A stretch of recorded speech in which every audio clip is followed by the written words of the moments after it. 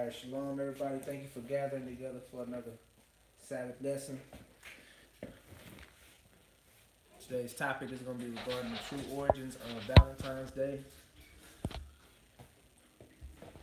And let me read the introduction.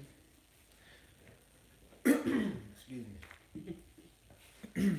Shalom Israel, and thank you for gathering together for another weekly Sabbath lesson. Today we'll be uncovering the truth behind Valentine's Day. We will get the history regarding this man-made tradition, and as always provide scriptures to show how it is not of God. May the Lord add a blessing to the reading of his holy word. So we're going to read a few scriptures, and we're going to pull up some links that's going to go into the history, which me and Brother Larry are going to break down today.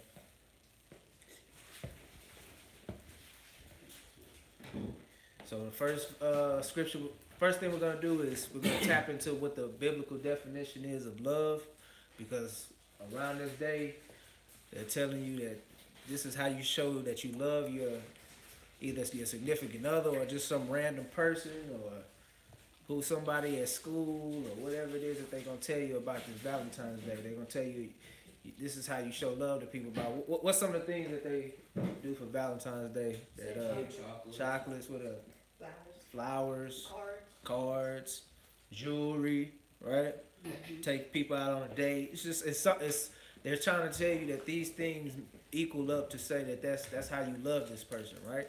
Now, there's nothing wrong with doing these things, but they've centered it around this day, and we don't know exactly where. Well, a lot of people don't know where it comes from. It's got some pagan roots.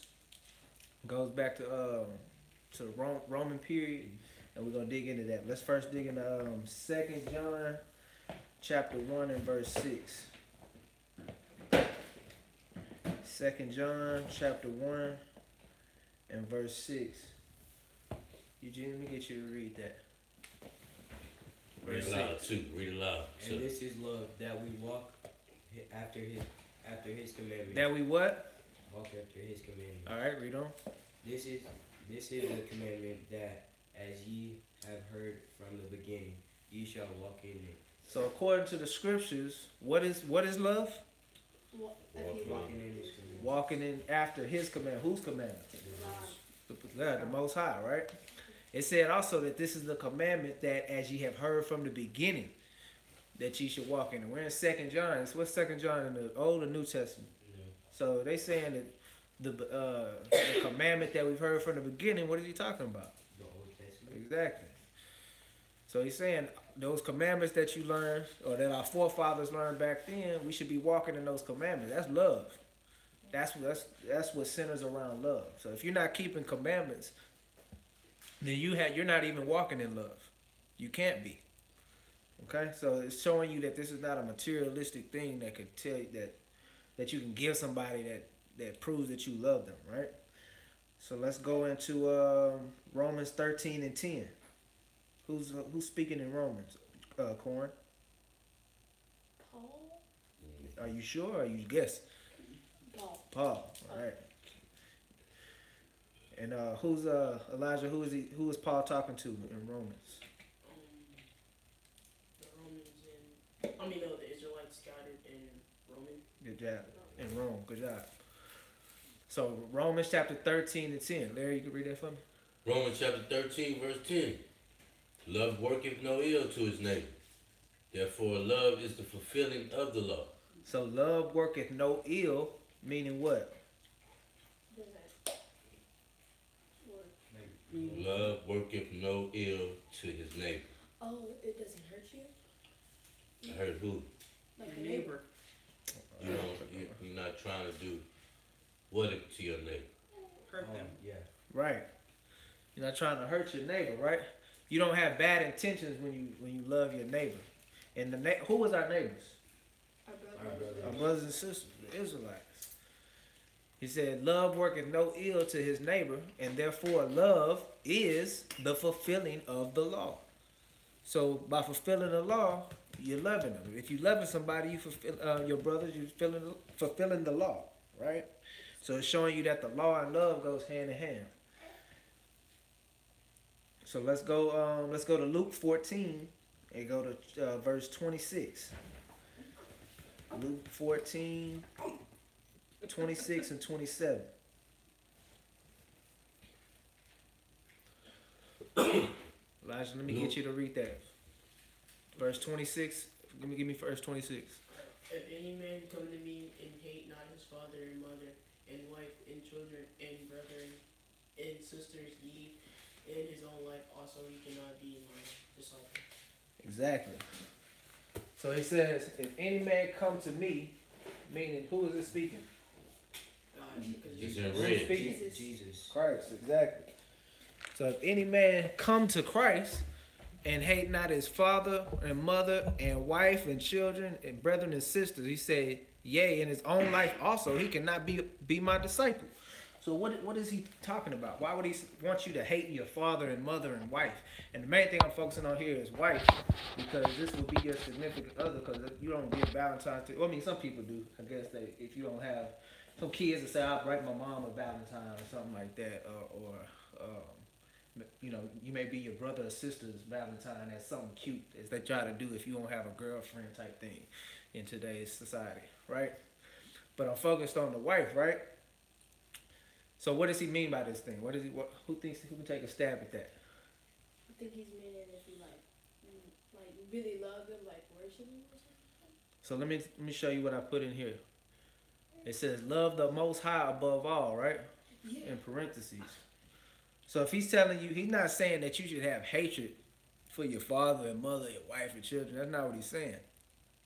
What he's telling you is the love of Christ, because he's our head, right? And his head is the Father. We already know he's about his Father's business. So if you love Christ, then you love God. So in order to love them, you have to put that love above everybody else, no matter what, right? So if your significant other is not in the truth, but you are, and they stuck in these worldly traditions saying, what you gonna be getting me for Valentine's Day? You gotta be like, no, I don't participate in that. That's not of the Most High. And that's even if they gonna get mad about it, if they gonna throw a fit, tantrum, whatever it is it's gonna be, you gotta do that. They say you can't be the Lord's disciple if you're not willing to put somebody else, you know, put put them below the actions and commandments of the Most High, right? Give me verse 27. And whosoever doth not bear his cross and come after me cannot be my disciple. And whosoever does not bear his cross and come after me cannot be my disciple. So whatever it is, the cross that you got to bear, your challenges, the things you might be struggling with, or the things you got to go through in order to get the kingdom, it's not gonna always be easy, right? You're gonna have to go through some persecution, some ridicule, some people gonna talk about you, your own family, maybe your own significant other. It's whatever it is, you have to be willing to take that and bear your cross in order when you follow in Christ. I got one for y'all kids. Some of y'all might have been invited to the Valentine's Day dance. If you don't go, I'm gonna take somebody else with me. You don't love me if you don't take me to the Valentine's Day dance. But y'all know that Valentine's Day is a pagan holiday. That's your cross you gotta bear. That's you should be explaining that to that person. Well, I don't celebrate those holidays. I can't go. So that's something you're gonna have to deal with, because we don't participate in these worldly events. Oh, praise. So we got that. So bear your cross, and he's saying you love me over everything else, over everyone else, no matter who it is. Let me see. I'm just about to go into the links here. Just a minute. Let me get Ecclesiastes 1, 9 through 10. Ecclesiastes 1, 9 and 10. It's not doing it on the screen. Uh-oh.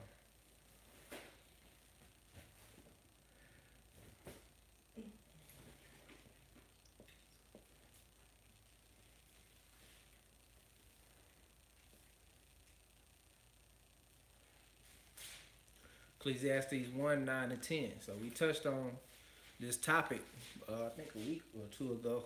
Well, you can read that, Larry? Ecclesiastes 1, verse 9. The thing that had been, it is which shall be. And the thing which is done is that which shall be done. And there is no new thing under the sun. So remember, we touched on there's no new thing under the sun. So meaning, Valentine's Day ain't something that just started up. This has been around. It may not have been called Valentine's Day at the time, but they changed the names of things and they changed the some of the meanings around it. But it's all, you know, goes back to a certain, you know, whatever however it started, which we're gonna go into. Give me verse 10. There is it. Is there anything whereof it may be said, see, this is new? Is there anything out here that we can say is new? You know, That's what he's asking the question. So it's like, is there anything out here that's new? Read on. It has been already of old time, which was before us. So this stuff has been going on before us, our mothers, and their mothers. These things have been going on for centuries. So let me see. Let me read one more, and then we're gonna go into it. Let me get Jeremiah 10, and then 1 and 2. So what does he say? What does Jeremiah say? Or who is Jeremiah? I'm sorry. a prophet. Prophet, right? So give me verse 1. Jeremiah 10, verse 1. Hear ye the word which the Lord speaketh unto you, O house of Israel. Oh, who? House of So Israel. he's speaking to us. Thus saith the Lord, learn not the way of the heathen, or be not dismayed at the signs of heaven, for the heathen are dismayed at them. So the main thing is to learn not the way of the heathen. Who is the heathen? The other one. The Other nations. So we're gonna find out where this day came from, and this is clear that he's telling us to learn not their ways. We shouldn't be following behind what they're doing. So let's go into it. First, I want to go into.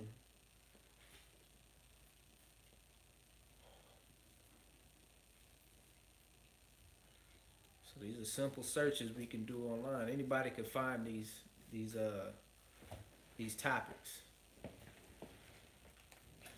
So it says, let's see, it's the history of Valentine's Day.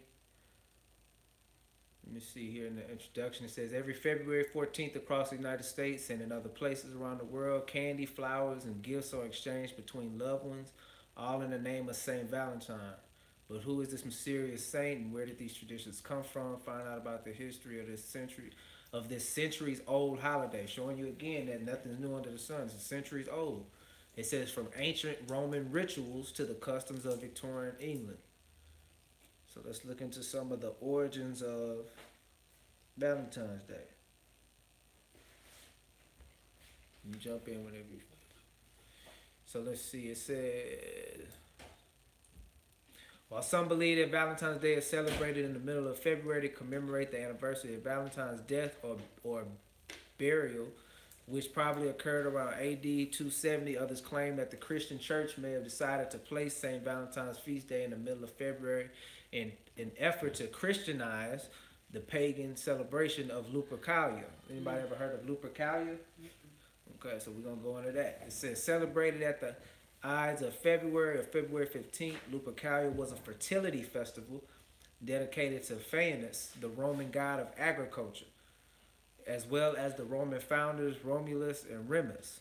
Pause. Key here is, say they put this St. Valentine's feast day in the effort to Christianize the pagan celebration of Lupercalia. He said, which is a festival dedicated to the Roman god of agriculture. So they put this little quote unquote love your girlfriend and love your spouse is all about love. But they said they're really trying to Christianize a pagan holiday, which is a celebration of a fertility god named Faunus, as well as to the Roman founders Romulus and Remus. If you click on that other link, Romulus, in the email, Romulus and Remus. This one? Yeah.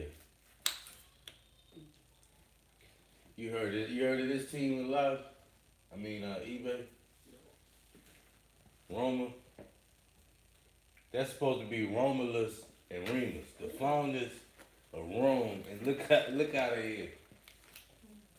The two Edomites. The legend is that these two babies was raised by wolves or whatever, so they breastfeeding the babies. But to this day, the Roman soccer team, that's their crest for the soccer team. Wow. And they said it's celebrated for the fertility god and also for the founding fathers of Rome. So that's what you celebrate when you celebrate Valentine's Day. Unknowingly, right? Because they ain't gonna tell you about all of that. When they commercialized it, they just made it about cards and candy and all of that. They Christianized it, meaning they laid BS on top to make you think about it's all about loving your girl and all about lovebirds falling in love. Nah, you celebrate the fertility god Mm-hmm. and these two people, the founders of Rome. Exactly. So see what else we got in here. So where's the top? Oh, hold up, go right quick. To begin, Yeah, there we go. It says to begin the festival, members of the Luperci, an order of Roman priests, would gather at a sacred cave where the infants Romulus and Remus, the founders of Rome, were believed to have been cared for by a she-wolf or lupa. The priests would sacrifice a goat for fertility and a dog for purification. do you sacrifice dogs and all this? We used to have to sacrifice certain animals during those feast days. As you can see, they treating this day like it's a feast day. Mm-hmm. For the fertility guy, they say they sacrificed a what? Goat and a dog. A goat and a dog. And it said they would then strip the goat's hide into strips, then dip them into the sacrificial blood and take to the streets, gently slapping both women and crop fields with the goat hide. So they're going Because around and hitting the women. it's dedicated to what? Fertility. Fertility. So they slapping women, hoping they We're about to tell them about oh, that. go ahead. It says, far from being fearful, Roman women welcomed the touch of the hides because it was believed to make them more fertile in the coming year. Later in the day, according to legend, all the young women in the city would place their names in a big urn. It says the city's bachelors would each choose a name and become paired for the year with his chosen woman. These matches often ended in marriage. So it was like blind dating. Like, They used to say they touching in blood, the women with blood. So what color is blood? Right. What's the color of Valentine's Day? Right. Then they put their name in a little ballot or whatever. Whoever come out, whatever, they'll be paired together for how long? for a year.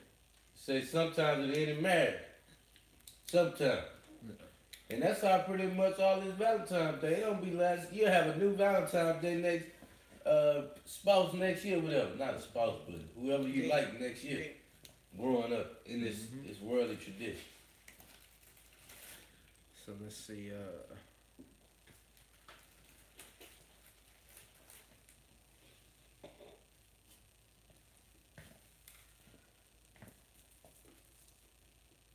Let's see if there's anything else in here. So yeah, let's read this. It says, martyrdom stories associated with various Valentines connected to February 14th are presented in martyrologies, including a written account of Saint Valentine of Rome's imprisonment for performing weddings for soldiers who were forbidden to marry and for ministering to Christians persecuted under the Roman Empire. That's the lie they told, because they told you that it was Christianized really to celebrate the fertility god and the founders of Rome. So now they can put this on top to make you think that this is what you commemorate. Right.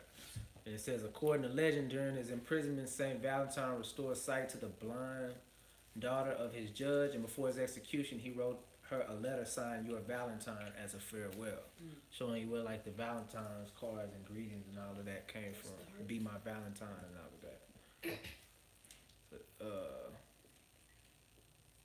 Said the day first became associated with romantic love within the circle of Geoffrey Chaucer in the 14th century when the tradition of courtly love flourished.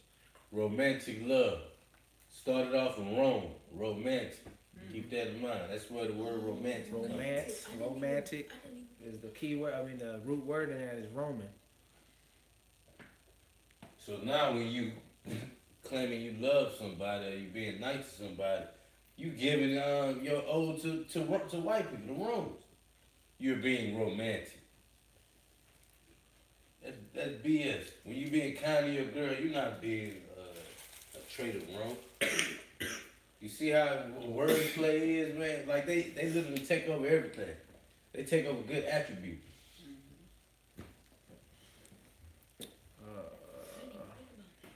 We read. Connection with romantic love. So Wikipedia know about Lupercalia as well. We just read about that, how they sacrificed the golden dog and all of that. So I'm just saying, is there anything else you want to point out? No, we good. All right. So the last thing I want to look at was what's another thing associated with it is what? Cupid, right? So y'all have heard if you heard of Cupid, it's the little baby, little naked baby running around with a bow and arrow shooting people in the behind. And once if you get hit with it, then you fall in love or something, or you become desperately in love with somebody or something. Let's read on that. So it says in classical mythology, Cupid meaning what? Desire. So Cupid is Latin for cupido, meaning desire, is the god of desire, erotic love, attraction, and affection. So first of all, did you know Cupid was a god? No, I just thought he was. Yeah. It's just like Mars, just like Thor, just like all these magical. That's why he is a baby god or whatever. You see him floating in the air. He got the power to do what? Baby. What's his power? Shoot people. And make them what? Fall in Make love. them, it says love, erotic love, attraction, affection. Where you just googly eyed over somebody. It says he is often portrayed as the son of the love goddess Venus and the war god Mars. He is also known in Latin as amor, meaning love. His Greek counterpart is Eros. It says although Eros is generally portrayed as a slender winged youth in classical Greek art during the Hellenistic period. What is the Hellenistic period? I want to see if y'all can remember. It's in Rome. This when we was being Hellenized. Yeah, when we were in Rome. Yeah, when they shipped us part over to Rome. So it's telling you when he started gaining popularity during the Hellenistic period. It said he was increasingly portrayed as a chubby boy. During this time, his iconography required the bow and arrow that represent his source of power. A person or even a deity who is shot by Cupid's arrow is filled with uncontrollable desire. The key word is uncontrollable. So it says, in myths, Cupid is a minor character who serves mostly to set the plot in motion. He is a main character only in the tale of Cupid and Psyche. When wounded by his own weapons, he experiences the ordeal of love. Although other extended stories are not told about in this tradition, is rich in poetic themes, visual scenarios such as love conquers all. Okay. It's funny that they say uncontrollable love. Because when you ain't keeping these laws and you're out here running after somebody you ain't supposed to be with, that's pretty much what you're doing. You have this Like burning, uncontrollable desire to be with something that's bad for you. Or someone that's bad for you. Exactly. Instead of you using your common sense and using the most highest laws to determine who you need to be with, you're out dealing in this manner. So as you can see, they got the statues up, got this man naked out here. That's what the stuff they was into in that Roman stuff. So I think if you later read down, I don't know if it's on here or somewhere else I read, but they said Shakespeare also kind of made some of this popular. Go back up right quick. No, go down. Go down. Alright. No. Keep going down. Down Cupid some and more. dolphin. What is that? I need to know what y'all getting into. Demon of He's a what? demon of fornication. So now we learned he was a false god. Now you also know it's a demon of fornication. We already talked about half the time these people going out on these Valentine's days, just going out, they don't have no intention to be with this person forever. You just want some at the end of the night, or you want a kiss, or whatever you out here for. It's nothing righteous. Demon of fornication. And then you got people that also just go to a club. They Person don't who- go with nobody. They just going, like you said, to find somebody out there. It may be like the one. Say it again. Oh, the innovative Theodore of Orleans. He's the one that made it that way, basically. We interpret Cupid as a seductive but malicious figure who exploits desire to draw people in an I'm sorry. allegorical underworld of vice, meaning they can't control themselves. So, let's go into the scriptures again. Let me see. Dedicated to a demon, y'all. So, Colossians 2 and 8. Colossians 2 and 8. Colossians chapter 2 verse 8.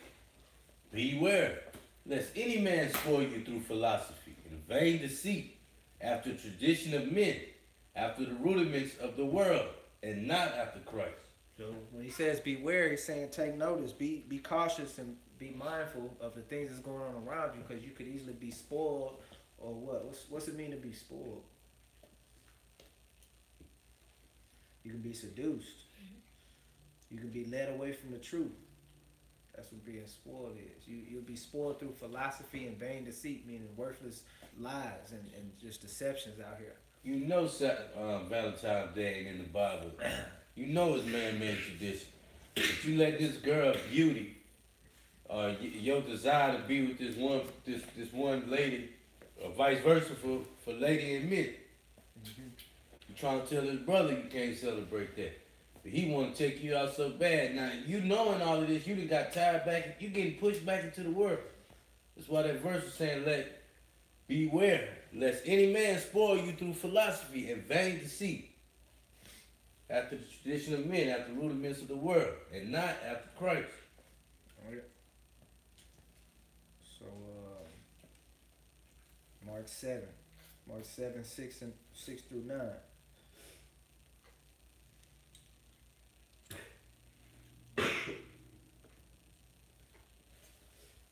It says, Okay. Mark 7, chapter 6. Who's talking, if it's written in red? Jesus. All right. He answered and said unto them, well, has Isaiah prophesied of you hypocrites? Isaiah is Isaiah. Click on and see if it... It's just in the New Testament. Isaiah, see? You see Isaiah in the New Testament. He's quoting from Isaiah. Well, has Isaiah, which is Isaiah, prophesied of you hypocrites, as it is written, this people honor me with their lips, but their heart is far from me. So a lot of our people do a lot of lip service. We always talk about how we love God and worship God, but he says our heart, meaning our mind, is far from him. So if you dealing and dabbling in these man-made pagan traditions, then your heart is far from the Most High, because you know that he's not associated with those things. He gave us days to celebrate. Verse 7.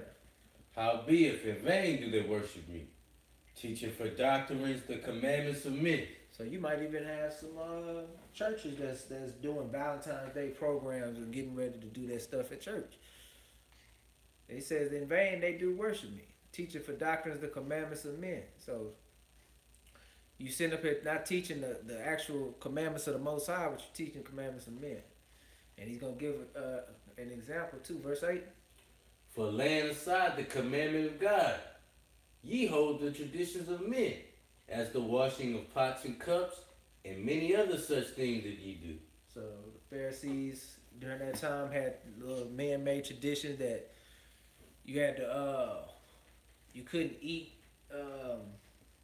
food without washing your hands a certain amount of times. The traditions of washing pots and cups and stuff like that. He was saying you're laying aside or putting to the side God's commandments, and you holding your own traditions. Instead of keeping Passover every year, you geared up and ready for Valentine's Day. Decked up. Instead of getting ready for the feast of dedication, you got Christmas going on. That's when you're laying aside the commandment of God and keeping traditions of men. I don't know if y'all know it right now. This Mardi Gras season in Louisiana. People cutting up right now. Sabbath roll around, they ain't keeping none command. They ain't keeping no feast day. Verse 9. And he said unto them, full well ye reject the commandment of God, that ye may keep your own tradition. So he's saying, you know what you're doing. You full well, you just rejecting the commandment of God that you can keep your own tradition. It's too important for you to do that than to keep the Lord's commandments. When he just said, we read earlier where he said, hate thy father and mother and wife and children. You gotta hate them in order to love me. Meaning not to literally hate them, but the love of him should be over everybody else. I don't care what nobody else's opinion is or what they think. But if it don't go according to this word, I can't do it, or I can't partake in that, right? So let's get Romans 1:25. Start at verse 25.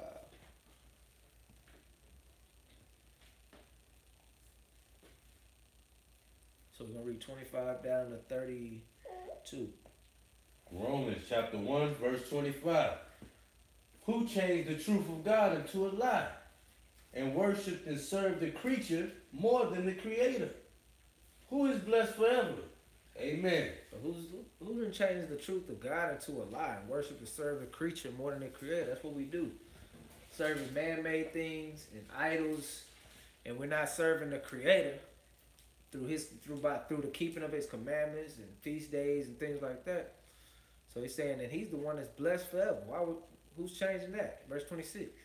For this cause God gave them up unto vile affections. So therefore, the Most High is going to give people up to these vile affections, right? Read on. For even their women did change the natural use into that which is against nature. So do you know the natural use of a woman? Do you? I want to take care of you, but like, I guess. What do women do that we need in this earth? Cook. Well, I'm saying besides that, what do they bring forth? Show love. Do you know? Care and affection? Keep. Let's let the ladies know. A woman is made to be with who? Reproduce. To be fruitful. Fruitful, right? So fruitful and reproduce, right? That's their natural use. How do you be with? How do a woman be fruitful and reproduce? She got to be with what? She got to be with what? A man. They're made to be with a man. So when they're saying that the women change their natural use into that which is against nature, what are we talking about? They like other women. Other women, right? Oh. They're going against their natural use. So you see that, right? You see, I know it's prevalent out there. You got these butch, or I guess what they call them, butch or dykes and homosexual women, lesbians out here, transgenders out here, and they're changing their natural use. They're not doing what the Lord has made them to do, which is reproduce. You can't reproduce woman on woman, right? Let's read 27. And likewise also the men. So also the men, leaving the natural use of a woman. Wow. So that proves what we just said. So leaving the natural use of a woman, burned in their lust one toward another, men with men, working that which is unseemly, and receiving in themselves their recompense of their error, which was meat. So he's saying likewise also, you got men out here, and especially in those periods where all this Valentine's Day stuff came from, a lot of that was prevalent. That homosexual, remember they was talking about the Hellenistic period, right? Yeah. That stuff was Rome prevalent, was the man. home of the homo. That's what they was doing to most of that stuff. So he's saying that they were burned in their lust one toward another, man. It wasn't enough to have a woman. They gotta go out here and sleep with men too. You see that going on. He called that unseemly. And once you do evil, you're going to receive in themselves that recompense. He said, yeah, you're going to receive the recompense, meaning what? You're going to be paid back for what you doing. In the era which was me. So what's one thing that's prevalent in the homo world? And it's a bad thing. Marriage. Nah, Yeah, well, man, AIDS. first- I don't know if y'all know AIDS and HIV. Oh, A lot of that goes on in the It started homosexual off community. being gay. The Most High gave you that disease. He said you gonna meet the recompense because of the era which you was meet. Right. And I'm bringing this out because they say love, right? And we're going to go into the next scripture is going to dig a little deeper in how America and this modern day Babylon and this world the way it is, they're saying that love can be between not just man and woman. It could be man and man. It could be woman and woman. They've changed that, right? That's why he asked, who changed the truth of God into a lie? So, verse 28. Man, they ought to read these verses when you somebody trying to justify the same sex. Verse 28. And even as they did not like to retain God in their knowledge, God gave them over to a reprobate mind to do those things which are not convenient. Hey, you saw me. That's why, man, we gotta pray for our brothers and sisters that's into them. They got those demonic spirits on them, because once he give you over to that, man, it's a wrap. Like, you gonna be so dug up into it that it's gonna be hard to get out of it. So if you see somebody teetering on the fence, man, just pray for them. Give them scripture if you got to. Give them that love that they need, man. He called that a demonic spirit that these people. What did we learn Cupid was? A demonic. The demon of fornication. Yeah. The demon of fornication. Demonic spirit. Wow. So let me click on let me see. God gave them over. He trying to show you that ain't right. If you want to continue to dab in it, he'll give you over to that. They said a reprobate is somebody who's worthless. It's a castaway. Why? Because you're doing what's unnatural. So he's like, man, he's like, cool. I'm just gonna give you over to that thing, man. You go ahead and keep doing that. Imagine a toilet was made. Y'all know the toilet made for? Imagine you keep putting your food in the toilet and eating out of the toilet. That's what you're doing with your body when you're doing unnatural effects. It ain't made for that. The toilet ain't made to be eaten out of. Verse 29. Being filled with all unrighteousness, fornication, wickedness, covetousness, maliciousness, full of envy, murder, debate, deceit, malignity, whisperers, backbiters, haters of God, despiteful, proud, boasters, inventors of evil things, disobedient to parents, without understanding, covenant breakers, without natural affection. Uh-oh. There it is again. Read on. Without natural affection, implacable, unmerciful, who knowing the judgment of God. So who's knowing the judgment of God? That they which committed sin, such things are worthy of death. So you doing any of that stuff, you say you worthy of death. So he's saying, look, he said, they're knowing that the judgment of God, that they which commit such things are worthy of death. They know that. It says, but not only do they do the same, they what? Have pleasure in them that do them. So they hanging together in packs. You say not only do they do the same, they having pleasures in the other people that do that. And that's what the LBGT community is, right? They take it over. It's a pack of people that all have pleasure and they do. It ain't bad enough you doing the sin. Now y'all like a small army rising up. So that's exactly right. So remember I said we was gonna go a little bit into it. Daniel 8 and 25 is gonna explain how they who changed the truth into a lie. So Daniel 8 and 25, I'm gonna read. It says, and through his policy, And through his policy also he shall cause craft to prosper in his hand. So this is Daniel, right? If you read this chapter, this is when he was having that he had a vision, and it was talking about basically the kingdoms that was to come. So he talking about the rough goat was the king of Greece. He had the ram that he saw with the two horns, which meant the Persian Mede captivity. So he was talking about this. I think this was the one about Rome that he was talking about. And we heard it said during the Hellenistic period is when Cupid started taking off. So he said again. He said, and through his what? His policy, also he had caused craft to prosper in his hand. So we just talking about all the homosexual. What's the policy that they passed that allow homosexuals to do what they do? They passed the gay marriages, right? That's through his policy. That was illegal. Not last. They wasn't allowing that. If you was gonna be gay, you was just gonna be gay without the You marriage. weren't bringing this in the courthouse and asking for official license for the world to recognize y'all as husband and wife or marriage partner.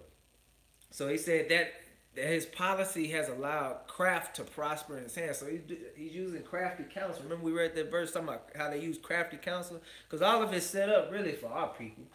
They want us to dibble and dab in that stuff because as long as they keep us in sin, then they're going to be on top. Mm-hmm. So he says, and he shall magnify himself in his heart, and by peace shall destroy many. That's what they do. They come in peace. They come slick. They not gonna. This supposed to be This is love. This is true love, y'all. We should be able to do what we want to do. That you Right? destroying many people. He said, "Oh, go ahead." He said, "He shall magnify himself in his heart," meaning what? He's boasting himself up. That's what they do. God. I'm God on earth. I make the rules. I'm going against what the laws of the Lord is. So he said, he shall also stand up against the prince of princes. Who's the prince of princes? Right. He's the Prince of Peace. It says, but he shall be broken without hand. So then he's gonna be broken down. Man. The Lord is just they're ruling for a time, and the time is coming to an end. We see all of what's going on in this world. They kingdom is falling by the day. So let's go to chapter 7 and verse 25. Similar verse. Daniel chapter 7, verse 25. And he shall speak great words against the Most High, and he shall wear out the saints of the Most High, and think to change times and laws. So has he not done that? He speaks great words against the Most High. Nah, man, that's by him changing these things. That's him speaking great words. Saying Valentine's Day. That's damn near law on February 14th. And anything that they making big business out of, you should already know and try to stray away from that. If everybody running and doing it, it most likely is not what you're supposed to be doing. Imagine the florist business on February the 4th. First of all, if you love your girl, you shouldn't have to wait till a certain day to show her that type of stuff. Right. Imagine the money that's in the florist business. If you had a whole bunch of roses when Valentine's Day comes around, all the chocolate candy business, all the movie, the diners. They playing y'all, man. They playing everybody. Yep. They know how to push everybody into them stores. And so reading on, it says, and they shall be given into his hand until a time and times and dividing a time. It's just showing you that giving it into their hands for a certain amount of time. Right? So they changed. So the whole point of that is is just showing us who changed the truth into a lie. This empires, this government that's set up is the one that's changing these laws and pushing these things on our people, and we following right in behind, not asking no questions, just doing it just because everybody else doing it. And then people looking at you crazy like, well, yeah, get your girl that, man. How she feel about that? How she? They saying you wrong for that. You literally been programmed. When February 14th roll around, you gotta have A, B, C, D. It's already been plugged into you to get ready. You'll have family members trying to talk you into it, neighbors, friends at work. That's the first thing going out your mouth. What are you gonna get your girl for Valentine's Day? You not taking her nowhere for Valentine's? It's Valentine's. It's been plugged into you. And if they ain't got you, they got the people around you. And they trying to push you. So another thing is, as we're going into Hebrews 13:4, is that, like he was talking about going to the clubs and people trying to. It's one night where you can go out and find you a girl and just you go lay down with her. That's what they want you to do. But you ain't gotta go marry this woman, right? Fornication. So fornication. So read 13:4. Hebrews chapter 13, verse 4. Marriage is honorable in all. So what is honorable? Marriage. So did he say going around fornicating, sleeping with multiple women every year for Valentine's Day is honorable? But they'll tell you that if you don't go out and do this, there's something wrong with you. So it says, in the bed is what? Undefiled. But whoremongers and adulterers God will judge. So it's showing you that from the beginning, he made man and woman to be married. There wasn't supposed to be no boyfriend, girlfriends. It wasn't supposed to be, we're just dating. I'm with you this year. The next year I got somebody else. Because it's men that do that. That's how we was raised up in this world like that. But we're finding out with how things were before man started changing things. Exactly. Marriage was honored. Boyfriend and girlfriend wasn't honored. This is my girlfriend for 3 years, but then you with somebody else, that ain't honorable. Marriage is. Whoever you with, and you be with that person forever, that's marriage. That's what's honored. God ain't designed you to be with one person 1 year and another person the next. So I probably should have went just before that. Let me see. Leviticus 18 and 22. So we just went into the homosexuality. So let's just get the law on it. Leviticus 18 and 22. Leviticus chapter 18, verse 22. Thou shalt not lie with mankind as with womankind. It is an abomination. So that's an abominable act. So we already know that. We're just pulling out the law just to show if there's a question about it. Yes, this was, remember we read it earlier. It said the law from the beginning, that's love, right? So these men that sleep with men and women sleep with women, that's not love according to the Bible because it's against the laws. We're not abomination so they can realize how God feels about this. He says it's a disgusting thing. It's an abhorrence. It's disgusting. It's unethical. It's all of these things. It's not morally right. So that's like you looking and watching somebody, like a person eat some throw up or something. You're like, ugh, that's disgusting. Like, that's how he looks at that. He's like, come on, man. Like, that's just disgusting. He's saying a man sleeping with a man is disgusting, and a woman sleeping with a woman is disgusting. 23 mentioned if a man or a woman sleep with an animal. That's disgusting, right? That's how God look at same-sex marriage, which they push during. I ain't saying they push during Valentine's Day, but Valentine's Day they don't discriminate. Right. 2 men can celebrate Valentine's Day. Basically just saying the love of this world and how they tell you how to love people is not according to what God is saying. Because the day is supposed to be about love, they're telling you can love whoever you want. Leviticus 20 and 13 reads, if a man also lie with mankind as he lieth with a woman, both of them have committed an abomination. They shall surely be put to death. Their blood shall be upon them. So this was a punishable by death in the Old Testament. When we read earlier that it said they'll receive their own recompense. Mm-hmm. What's the own recompense you'll receive? They shall surely be what?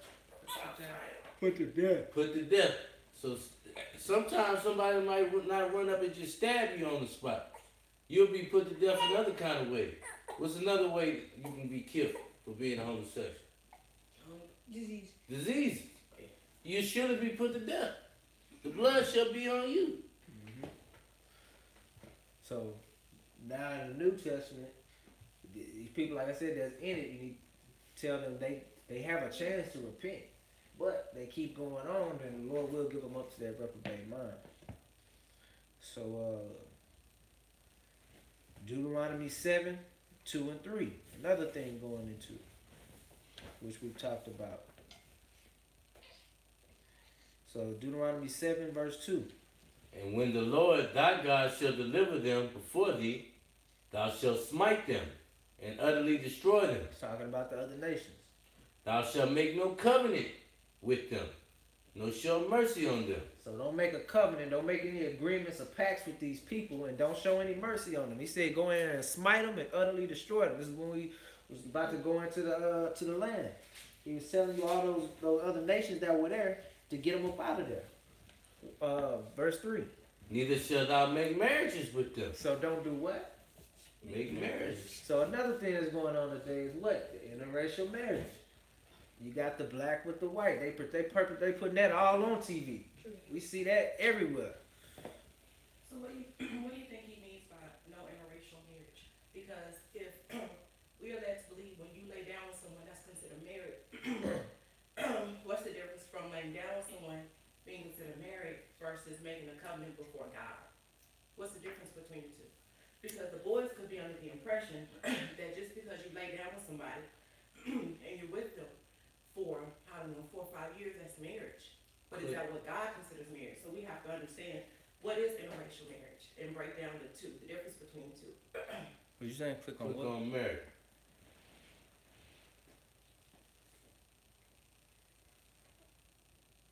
Oh. To give a daughter away in marriage. To contract affinity by marriage.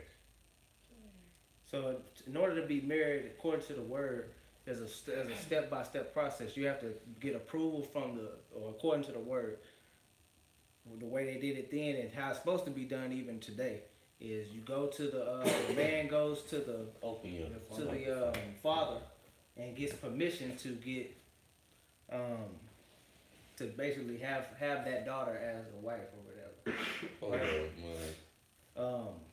That's how it's supposed. You wasn't supposed to lay down. It was never made for you to lay down with them first. So that's off the bat. You ain't even supposed to sleep with them first. That was supposed to consummate the marriage, meaning that was how you officially sealed the deal.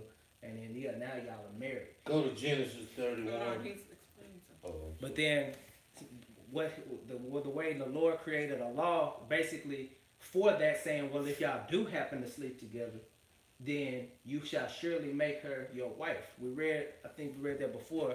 It said when a man entice a woman and he lay down with her, then you shall surely endow her to be your wife. I mean, you're supposed to engage that woman, and now you're supposed to go to that. Since you went out of order, now you got to go and get that permission, like you said, from that father, whatever, saying I'm gonna marry your daughter,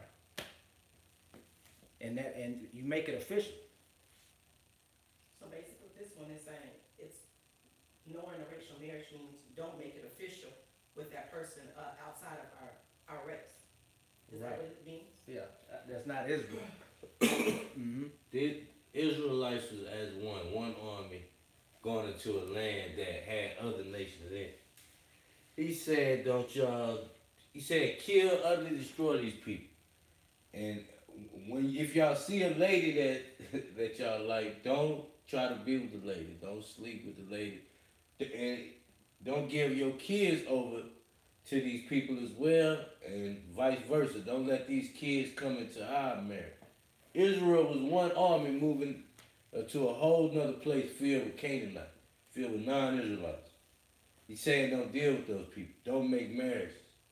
And in verse 4 tells you why. He said, for they will turn away thy son from following me. Being that they're not of Israel, and they weren't given our laws. The reason he told us to do that is because it said, they will turn thy son away from following me, that they may serve other gods. So will the anger of the Lord be kindled against you and destroy thee suddenly. So if you remember the story of Solomon, didn't that happen to him? He started marrying all these other nations of women, and later on, as he got old, he started forgetting the laws of God and lost the kingdom behind that, because they started making him build idols and it's just, and not saying they're going to make you build idols today, but idolatry today is what? If you marry some other woman, she might say, all right, well, in our culture, we do Valentine's Day, so we going to do this. Or we do whatever it is they do. You know, Christmas and all this. It may not even be Christmas. You may be dealing with like an Indian person that does some type of weird stuff. You know, or some Muslim that does this or whatever. and they gonna eventually turn you away because if you gonna end up picking that person over the Most High if you deal with them too much. It's just like when you do something for stay around something for so long, eventually it's gonna catch hold of you. You thinking you're strong enough to do it, but you're not really. You gotta stay in the scripts. I want to go back to the sleeping with other nations. Sleeping, having sex is that marriage. Like he said, there's steps before you even get married. Laying down and sleeping with the girl is the last step of the marriage. Y'all don't remember the bloody sheet, the bloody cloth? You're supposed to be a virgin. You were supposed to have the wife's family there and the man's family there. So the ceremony supposed to come first. Basically to verify that the act was done. The girls, and they do that in marriage today. Where's today, right? Don't you? The girl's family be there, and the man's family be there. But the difference back in those days is there was a wedding chain. So after they, I don't want to say they read vows or whatever. After everybody came together, It's a ceremony. and they signed whatever they signed, it wasn't given to the government. We didn't run to our enemies to get married. We had our own government. We were Israel. We had our own dealings. The parents was there. They would sign the papers. It'll be agreed on, but there was a sheet involved. They would go in this room, have sex, come out the room, get a sheet to prove that, hey, this lady was a virgin. I got the blood on the sheet to prove it. They would then wrap that sheet up, give it to the girl's daddy. So if the man ever tried to come down the line and say, well, she was sleeping with others, she wasn't no virgin when I met her. Nah, he got the sheet showing the blood. We all was there. Because we're talking about the no interracial marriage. I'm trying to understand, we're talking about if they lay down with them, that's considered marriage, or we're saying that they actually have a covenant where they are actually signing off saying that they were married. Both is a sin. Both of them is a sin, because you shouldn't be laying down with them anyway. The laying down is the last part of the marriage. So what it's saying, going back to the scripture saying that not to actually marry them at all. I understand that that's the last part, but they shouldn't be having any type of interaction with them at all. And that's where grace comes in now, because now we're in a period of there's been plenty of us that have slept with other nations. And so, I mean, really, just like he told that woman at the well, you got 5 husbands or whatever. He knew you was sleeping with multiple people. So yeah, in a sense, whoever was slept with multiple people, you've been married to multiple people in a sense. You've committed an act of marriage with all these multiple people. But we have grace now to say, I'm not gonna do that anymore. I'm not gonna be sleeping with multiple women. I'm not gonna deal with somebody that's not of Israel.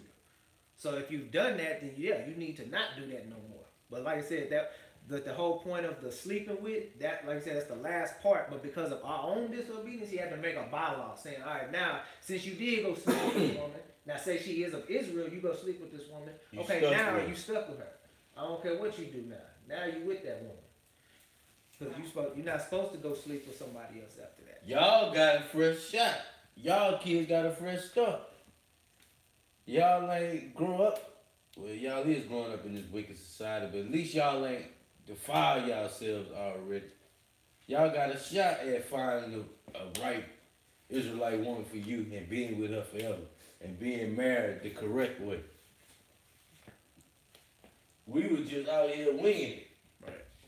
It was promoted. It was promoted to just try out what you want. Try out until you find, what you want, and then, It's like that Valentine's Day, but it's like a lifestyle. It goes bigger than a day. You actually live that lustful desire. Because that's all Valentine's Day is about. You trying on, just like every year they try on a new Valentine. You trying on a new girlfriend, a new boyfriend. So let's go to, those are good questions. So Ephesians 5:25 through 28. Ephesians chapter 5, verse 25. Husbands, love your wives, even as Christ also loved the church and gave himself for it. So he's giving the instructions to the husbands on to love your wives, and he's gonna show us how to love our wives, right? He compared it to the love of Christ in his church. He said he gave himself. How did Christ give himself for the church?